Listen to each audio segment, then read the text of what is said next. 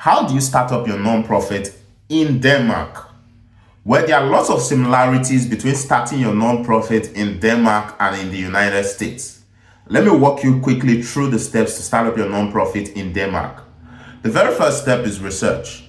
You need to clearly define your vision, your mission, the people you're looking to serve, the need you're looking to meet, the people you need to execute, if the impact you're trying to create is sustainable in the first place.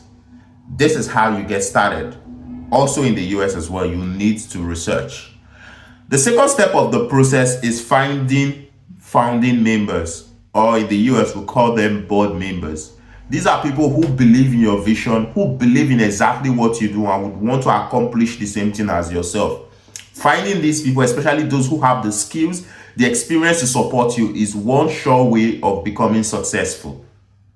The third step of the process is creating your article of association, or you can call it the constitution. In the US, this would be the bylaw, right? You have to determine how your board is going to operate, how finances would, be used, the structure of your organization. All that has to be determined using your constitution.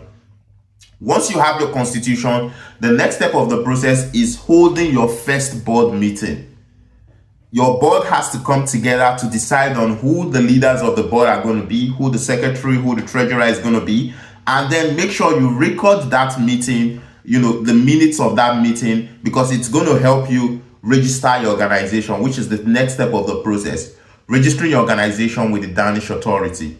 You have to register so that you can get the central business number. That's the number you're going to need to open a bank account, file your tax returns, hire staff and all that. It's sort of an EIN, but this encompasses both an EIN and article of incorporation and even your 501c3 tax exemption status.